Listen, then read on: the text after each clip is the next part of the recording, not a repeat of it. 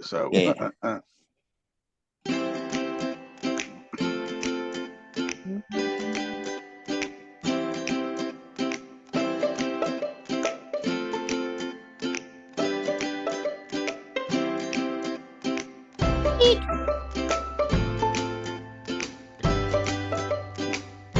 do you mind now?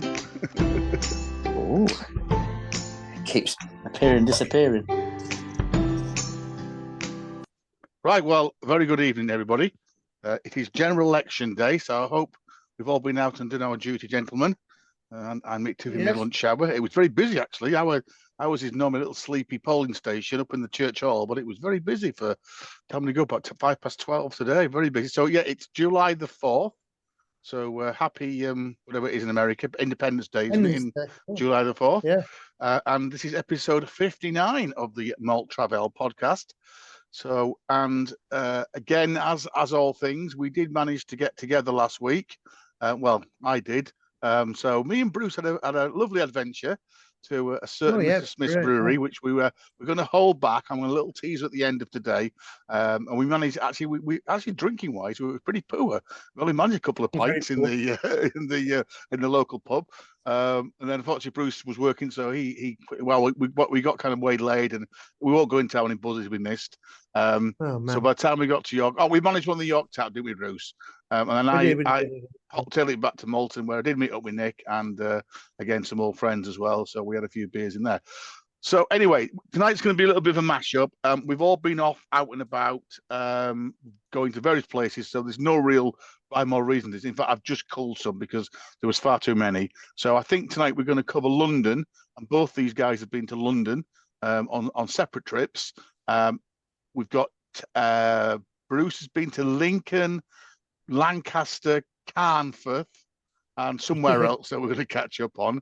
Nick, there's somewhere else that slipped my head. I was going to talk about Whitby, but I've dropped Whitby off because we'll leave Whitby for another week. So there's somewhere else I'm sure you've been that we'll look at. And I've recently been to Tenby, Wales, yeah, Barmouth. Although I haven't got any pictures for that, and Tenby. But I wanted to start tonight because it was something that happened a couple of weeks ago, a couple of Saturdays back. We were going. Son and nephews. We said we were going to have a Friday. It was a lovely Saturday afternoon, so we decided to mainly do the Hartsill Mile Martsill Run, which we've talked about before. It's kind of Stokes' version of the Headingley Mile, the Otley Road Run. I think there are 13 pubs. And I know, Nick, you've done most of the pubs with me at some point. I know we've actually done the whole, maybe we have done the whole thing. It's an up and down, so it's quite a big hill, so you go up and down the hill. So we decided we would do that. I was actually out in a historic tour around Stoke-on-Trent, kind of early afternoon and morning.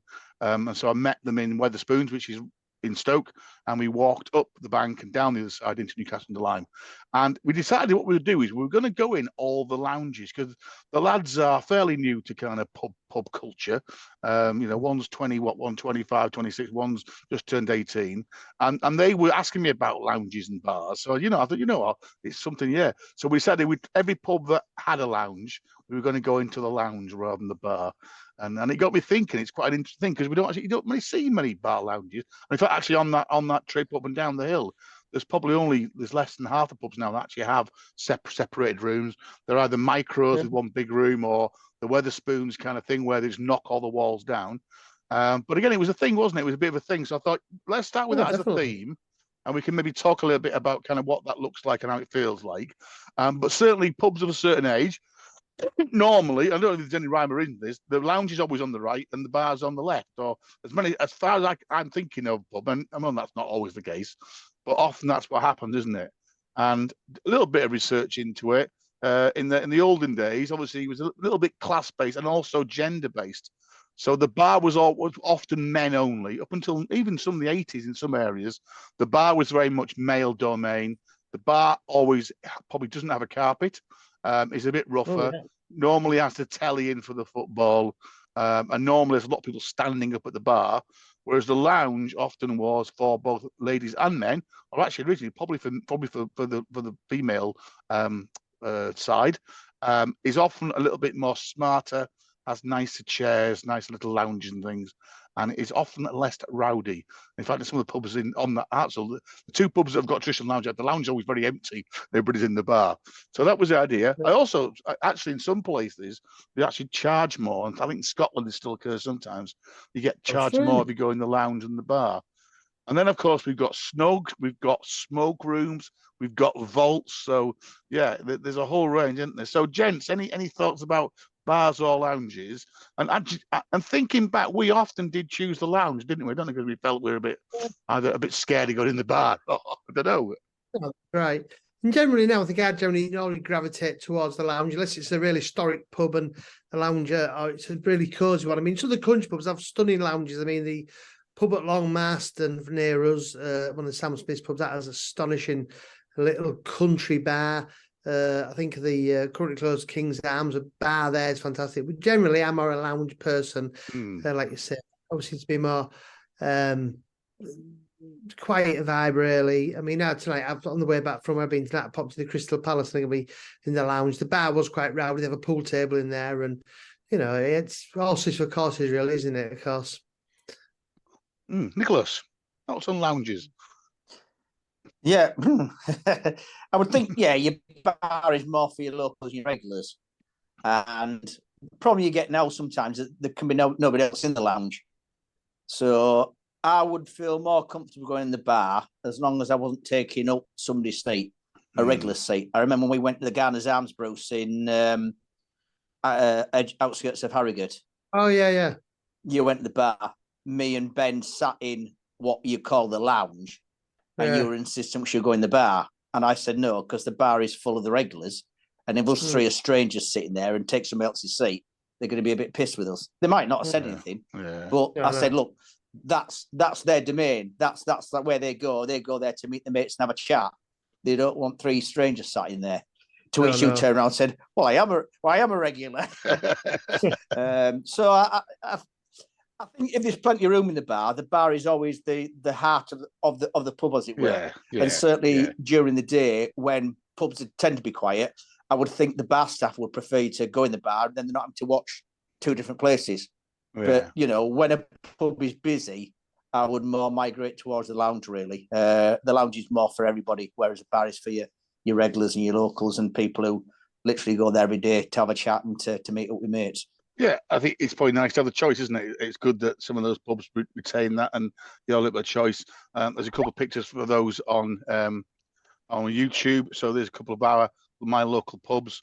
So actually, the one on the left where I'm in shot. Actually, halfway on our beer quest on that day, we did the opposite, because the house at home is a regular home, but we always go in the lounge when we go in the house at home. So we said this time we're going to go into the bar. And that was interesting because they're watching football, but they were all betting on horse racing. It's quite weird. Everybody in that bar was watching horse racing on their mobile phone. And anyway, my nephew's a bit of a turf head. Came out with a few. Oh, I was at Royal Ascot last week, and I was doing this. And then they all asked him for bets, and he'd let slip that he had won a bit of money that day. And he said, "Oh, what's your bet? What's your next?" So he goes, "Oh, I think this is a really good horse. Put your money on this."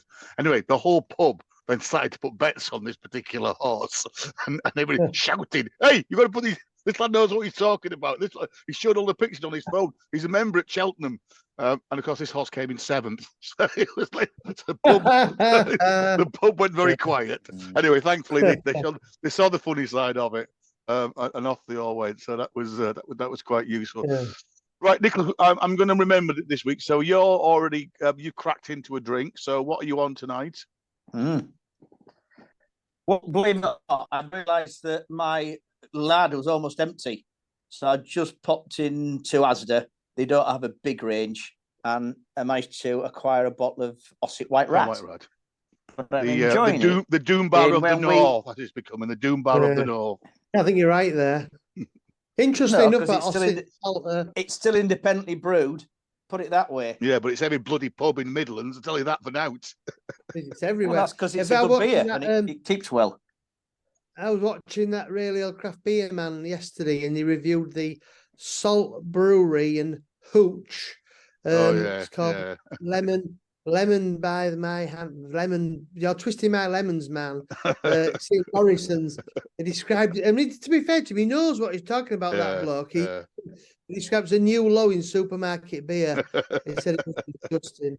And I have to say, going back to what I used to love Ossett beer. I used to love Ossett beer, but it's just that it's everywhere. And the trouble is familiarity breeds contempt. I used to when I go to, but now it's at the end of the street, but it's just everywhere, and I'm just sick of the sight of it, really. And you know, when you drink it like that, familiarity. I think every pub in Stoke has had it on, has had White Rat on in the last 3 or 4 months. Every pub has had it on at least once. Yeah. And there's so many beers out there now. You start drinking this thing. It serves well. Yeah, but it's just it's almost become bland through the sheer familiarity of it, hasn't it? Really, and it's the right type of drink for this time of year. You know, it's a light beer, but it's still a 4% as well.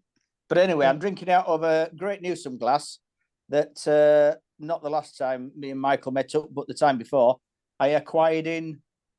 What was that little town next to where we went to that pub, Mike? Give him other clue. There's been a lot of water on the bridge. Well, no, when we were over Oswestry, then right, we went to the little market town place just before we met you. Whitchurch. Whitchurch. So lo and behold, went in a charity shop in Whitchurch. And how on earth a Great Newsom glass ended up in Shropshire Welsh borders, but £1 for a Great Newsom glass. So that's what I'm enjoying it. I also picked up a Shove Halfpenny board as well, Bruce. Pardon? I also picked up a Shove Halfpenny board as well. Oh, cool. Yeah. That was a bargain. 15 quid from an antique shop. So we'll have a game of Shove Halfpenny next time I see you. Did you get right? Well, I'm on. And the halfpennies. Give me half a dozen halfpennies. Yeah. My camera's workable. I am on quite an interesting brew, so I forgot to cancel my beer 52 this month, and so they sent me a Scandinavian pack, which actually is quite interesting. So this is actually something called Hilly Brygge from Sweden, and it is 212. It's one of their pale ales, which is quite nice. But I'm going on to, and Bruce mentioned the real ale and craft guy. I'm going on. I've had a bottle of this already. Again, I don't think you can see it on there. This is Marks and Spencer's Belgian cherry wheat beer, which is lovely, about 180 a pint a bottle at the moment. And I've had one, and it is very, very nice. Again, Nick's point about it being a summery drink. So I will in a minute. I will crack that. It's a fantastic colour. Belgian cherry wheat beer, say Marks and Spencer. It's actually brewed by that Elephant Brewery, which I can only never pronounce in Belgium. So it's the real stuff. It's got a strange name, hasn't it? I will find it in a minute. But it's the one with the elephant on. So if you're into Belgian beers, you know which one I mean. I'll come back to in a minute. Right, let's crack on because we've got a bit to get through. So in terms of a little bit of beer news, as always, as it's general election, I did think I'd have a quick look. Beer's not been mentioned that much. I know actually on some of the Vox Pops, people talked about pubs. I did look at all of them, but I couldn't be asked writing it all down. So if the Conservatives do find some way of retaining power, which is looking very dim at the moment, what they have said is that they are going to look at a new taxation for alcohol, and they're going to try and reduce, if you like, flip round so that there's always going to be more tax on supermarket alcohol compared with pubs, which I think is interesting. Labour, interestingly, they talk a bit more, probably useful for Republicans, really, in that they're going to look at the business rates. And they feel that pubs get massively penalised because of the current taxation rate, the kind of business rates, and also very much going to beef up the community right to buy. So where a pub is under threat of closure or demolition, or just gets demolished, like the wonky pub in the Black Country, they're going to beef that up. So it'll be interesting to see whatever the result is tonight, what impact it has on the industry. And it's interesting because there are things are moving. So I don't know if you guys have picked this up. So the long-running saga of beering and brewing in Burton, which seems to be imploding almost every week. So some good news and some interesting news. First of all, the Burton Bridge Brewery, which was one of the kind of little local independents. And Bruce, me and you went there many, many moons ago. Oh, yeah, I've got a picture. It was fantastic. Talking probably 25 years ago, me and you went when it wasn't new, but it was in its infancy. and they began brewing down the side of this what was a pub. It's right on the River Trent, right next to it, a little bit away from the main Bass Brewery. And of course, with the kind of folding of Bass, etc., they became the stalwart of kind of keeping some of this stuff going. So they went up for sale. I think the people who had it are just getting ready for retiring. Anyway, thankfully, somebody has bought it. And interestingly, it is a company who something called Conkers, which you guys have probably never heard of, but here in the Midlands, it's quite a popular. It's a theme park about conkers. Would you believe? I mean, you can almost have a theme park or anything, can't you? But it's part of the National Forest, and it is for. I've never been, but people have been actually say it's quite good. It's quite nice. Anyway, people behind Conkers have bought the Burton Bridge Brewery, but they've also managed to persuade Molson Coors to sell the Heritage Brewing Company. So this is the brewing company which was tied to the Bass National Museum. And Conkers have also bought that as well. So they've bought the rights to, maybe not on that site, but they've bought the rights to the museum. So hopefully they're going to roll all this together. I understand that Heritage Brewing, which was trying to keep some of the old Bass and Incoop and Ansell's beers alive, they've continued. So they're going to be brewed now on the Burton Bridge Brewery site. So it'll be interesting to keep an eye on that. I mean, I think it's good, and it makes some business sense to tie all those things together. So the Burton Bridge Brewery, where they can brew both Burton Bridge and they can brew Heritage Brewing beers, and also hopefully maybe a reciting, but a reawakening of the National Museum of Brewing. Let's hope so. Despite them losing I think they've retained one of the redundant union systems that was always there, I think, as a museum piece. So let's keep an eye on that one. And then kind of more contemporary to us, I guess. I think we just touched on this last time we met. So Daleside Brewing, which is, I think, on the outskirts of Harrogate, isn't it? And I've always enjoyed those beers, actually. They've been quite nice beers. So they were waiting to administration, but nearby Roosters picked them up and thankfully have taken on the name, and they are going to commit to maintaining Daleside. So they said they're not going to get rid of it. They're going to carry on brewing Daleside. I think they've brought some of the brewing team over again.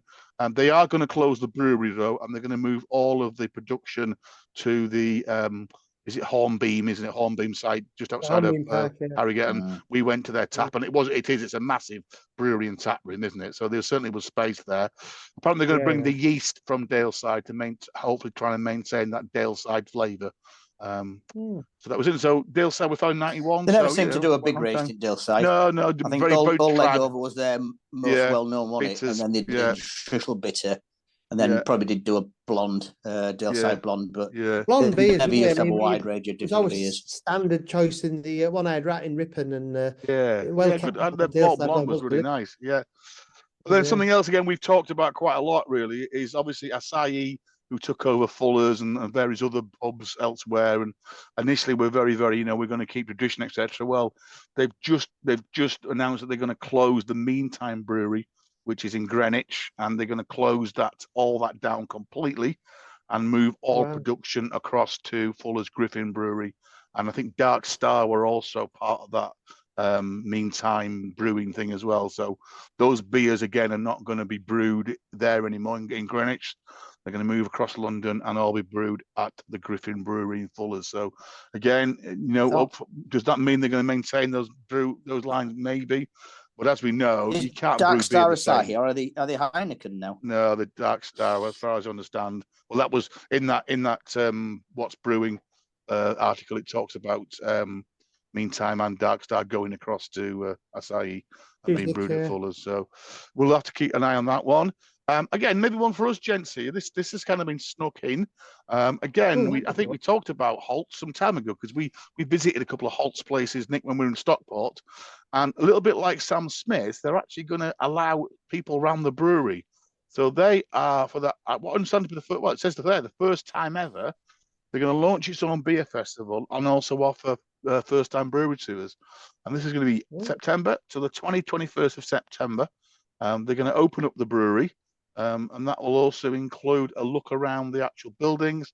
and a brewery which has been the same family for 6 generations. So again, maybe a once in a lifetime trip to go and have a look around Joseph Holt's in Manchester. So we perhaps need to put that in our calendar, Jen, to see we can work that one out. Yeah, it'd be interesting. That would be excellent to look at that one. And again, back onto Fuller's. Fuller's again. This was a little bit. This is some time ago now. I think end of May. They have just sold quite a lot of their pubs to Admiral Taverns. 37 pubs worth £18.3 million. I think they've agreed that they're going to continue to sell Fuller's beers. And they're all mainly in the southeast, but Fuller's have 154 pubs. I know you guys talk about some of the little weird outreach pubs. So the one that's near York that's kind of stands out on its own. You do wonder whether, again, in certainly with the cost of transport, whether they're going to be able to kind of keep themselves going. Sutton on Derwent, isn't it? What's it? Yeah, actually, it's got the signage. It's independent again now, but and they still had London Pride, but sadly, Fuller's have a link with it. But that's only it always was independent. He just had Fuller's on as a regular beer. Right. Because when I was a part of the Fuller's members club, whenever they used to offer you a free beer or whatever else, it never used to be listed. And I emailed them once and said, I think the nearest Fuller's pub is in Birmingham. I said, that's no good to me. And I'm sure I emailed and said, look, there's a pub not too far away that has your beers on tap all the time. And they said, no, it's not a Fuller's pub. So I think it was just the choice of the landlord. But then it makes you wonder how they actually got it up here. Who was supplying it with it, really. Presumably these are some of the smaller pubs. I mean, you look at things like the old Custom House in Portsmouth, and I was in the Counting House in the city a couple of weeks ago. I mean, those places are insane. The investment, that one in Birmingham that me and you went to, Nick. I mean, but they're so expensive, the Fuller's pubs. I mean, sneak up to £7 a pint now. And the food, I mean, to be honest, what they're charging for it looks pretty moderate, really. We're in the Campton House, stunning pub, that dome in the middle, but not a lot of people in there, really, so maybe these are smaller ones, but it's a shame the Fuller's pubs went because they were great places, but they seem to have these big, high-end, very elaborate, very plush pubs now, don't they? And then just to finish off, I don't know again you picked this up. This came up in one of the kind of I think it was one of the weekend papers about places to go, beery places to go, and this was one in Belgium. And I know me and Bruce were talking about a trip maybe to Belgium at some point in the near future. Yeah. And apparently this is called the Culminator. It is very difficult to find by all accounts, and the door is locked. So you have to ring the bell, and the little wizened old owners, which is a lady and a man who've owned it for many, many, many years, come and look at you and decide whether they should let you in, whether they should let you in or not. And apparently you sometimes have to go 3 or 4 times before they will let you in. And you have to prove to them that you are a beer connoisseur and that you're not just coming in to tick beers off, but you come in to enjoy their beers. And they don't have a massive range, but apparently it's just like a labor of love that this married couple have run this bar like this forever. Inside, apparently, it looks like something out of the 1930s. But I say the first job is actually getting allowed in, so you have to. What about in Belgium? Is it? I think it is in Bruges. I think it is in Bruges. I think the main thing. I think it is in Bruges. So we'll have to put it on the list. And somebody said it's just one of those classics that if you can, you've got to try and get there. Don't go in a group. Go in ones or two and be prepared to maybe have to go back a couple of times because if the bloke doesn't look like him, he just won't let you in. So, which is why not? Yeah, good on him. And if I'm on a day or 2-day trip to Belgium, I've got better things to do than keep walking backwards forward to the same bloody pub. and they did say that it's like queuing to get upstairs in Trembling Madness in York. No chance. There's plenty of other places I can have a drink. Again, if you look there, one of their beers is 17% proof. So again, it's not for the faint-hearted to get some of that down here. 16.5% proof. Yeah, and also all the bottles, most of the bottles are aged as well. You can see on this list there. So they've got 2012 beers, 2014 beers, 2013 beers. They've got 2014, 2011. So again, a lot of the beer is aged as well. So Very interesting, very interesting. Right, let's try and catch up then on some of these beery highlights. So we're going to kick off with Nicholas, who claims to have found potentially the cheapest pint in London, and actually with a view. So he was pottering down the river, I understand, Nicholas. So come on, tell us the story behind this. No, the last time I went to London, I found this spot because it's when I went to the Wildlife Centre, which is between Putney Bridge and Hammersmith Bridge on the south bank of the Thames. It's where they run the boat race from. So I don't mind going to London, but I get fed up of being in the centre, and I always try and go along new territory. So I came across the Rocket, as it's called, which is right in the shadow of Putney Bridge, right on the river, and it's got a lovely big outdoor drinking area, properly nice and tidy paved area, and you can sit outside and watch the world go by. And I say, you're just in the shadow of Putney Bridge. So going out to London a fortnight ago, Jackie was going to a concert, plenty of time on my hands. Went to Portobello Road, the market, never been before. That was a bit disappointing. So I decided to walk from Portobello, which is Notting Hill, into Victoria to find what is claimed to be the smallest pub in central London, which is called something like the Beer and Cask, which I found. And then headed down to Wandsworth, across the bridge, and then to the Ship First, which is talking about Dark Star. It's not a Fuller's pub, I don't think, but it's an independent now. I think it was Young's pub at one point, but they were selling Dark Star. It's all right because once again it's on the river, but it's a different sort of a vibe. But I say then walked through Wandsworth Park, had a quick watch. So there was a game of cricket going on, and then got myself to the Rocket. Went in. The beers on the bar were a good selection, priced up at £2.99. Presented me 50 pence off camera voucher, which I expected to pay £2.49, which is great value anyway. And the lad on the bar said, "Oh, he said that's a manager's special, so it's gone down to £1.71. Bargain." That's insane for London, isn't it? Yeah. Sat and enjoyed that in the sunshine, and then Jackie finished the concert. She came and met me because she was over in Chelsea where a concert was. And out of all things, obviously you get your free drink with your meal. So went on the craft, because I tend to find this now, in different parts of the country, they have the different craft selection on. And ended up having a kind of Son of a Beach, which is Kirby Lonsdale of all places, Mike, where we were in the new year. Son of a Beach is Tenby. Tenby, yeah. Tenby, and which then I was drinking. It was right, okay. Well, I did have that in spoons. Kirby Lonsdale's it was on the Kirby other side, Lonsdale one that I had. Which one it was? That's the right. One with fire on it, yeah. Yeah. I've just cracked my you can see it there. That is the cherry wheat beer. It's 3.5%, so it's quite it's quite cuffable, and it's very tasty. Yeah. Right, so while we're in London, Nicholas, two more to report back on. So you reckon you found the smallest pub, but I always thought that was the Harp was the smallest pub in London, and certainly where I've been, and that's very small. But you reckon the Cask and Glass is supposed to be the smallest pub in London? Well, anybody looking at on YouTube, that's the size of the pub.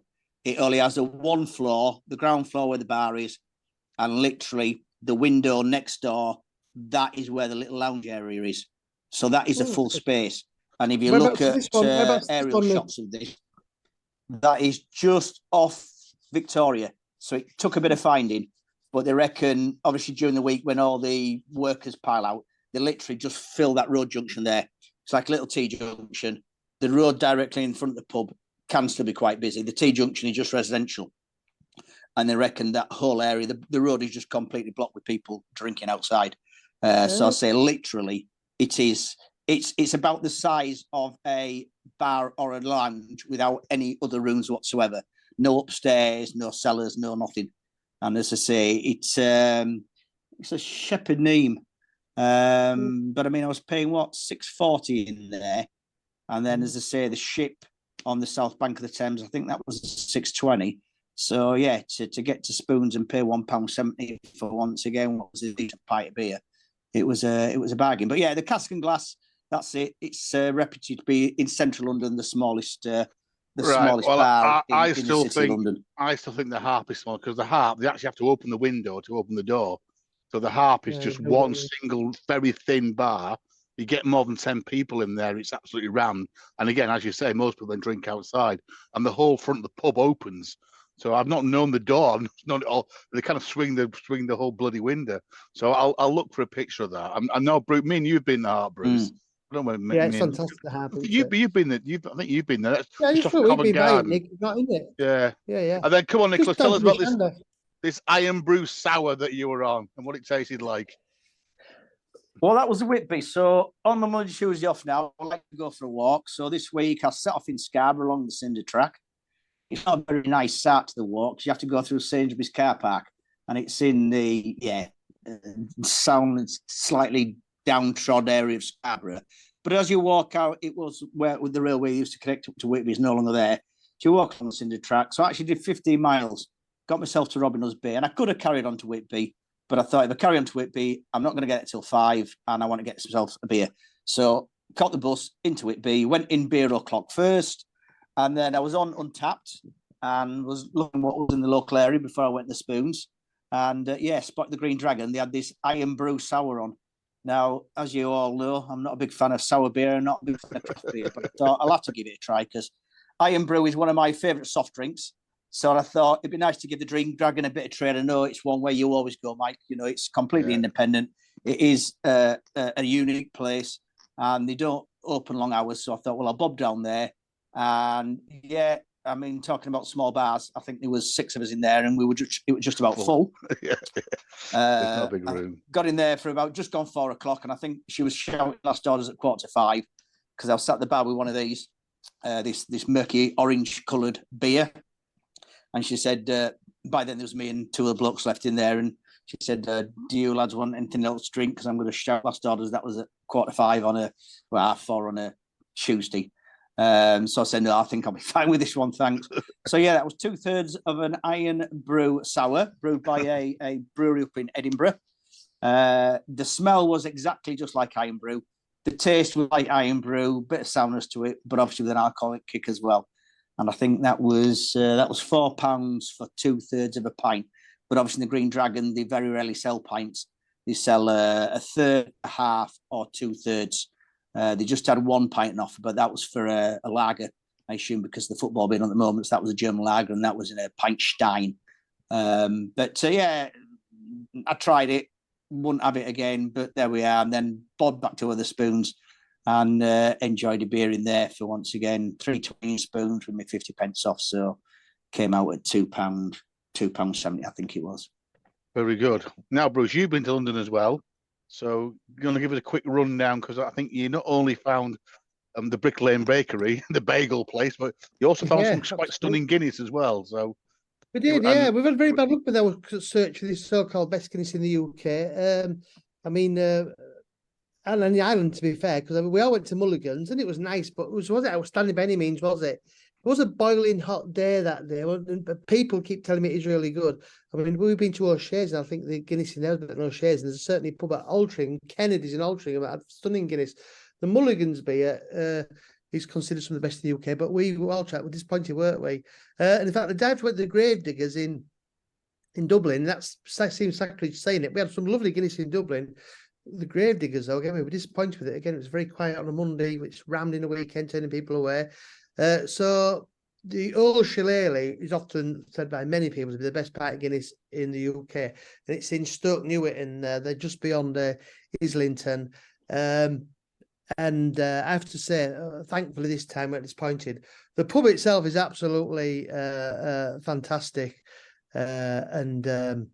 It's not an Irish pub. It feels like a proper Irish pub. Staff are friendly. They had side owner for sale as well. Big, long, narrow pub. And the Guinness was absolutely stunning. Absolutely amazing. £6 a pint, which isn't bad when you think Nick was paying £6.40 for a pint of Cascade and some other places. Definitely worth the trip. As we said down here, especially when it gets a bit dark in there, it would be the nearest thing in this country, I think, to being transported to a proper Irish pub. And I say it feels very, very authentic. Number 73 bus goes from outside King's Cross as well. Definitely that was quite fantastic. It was the O'Shea. I say we also talked about the Campton House earlier. This is a huge pub in the city. We went to Horizon 22. You can see the view of those on YouTube from there. That's the free viewing tower. Have you been up there yet, Nick? Horizon 22?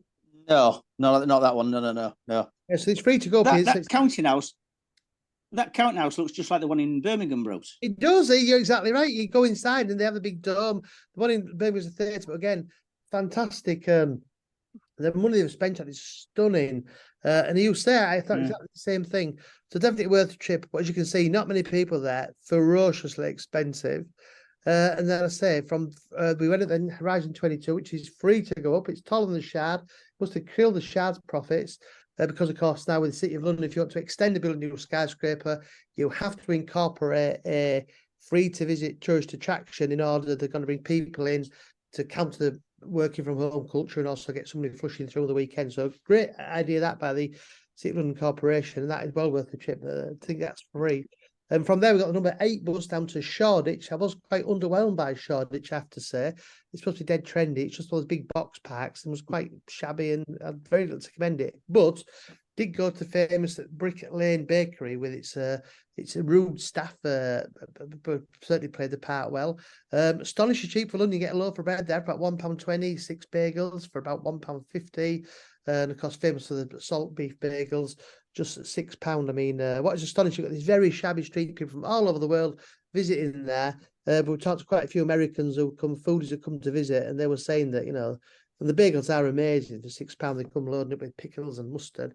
And they were saying that they'd been to Katz's Deli in New York, paid, I think it's $28 we're saying now, with not a patch of what they're serving up at Brick Lane, but I say they're very authentic. Nowhere to sit out on the quite shabby street and avoid the piles of vomit, but definitely worth the trip. His bagel bake.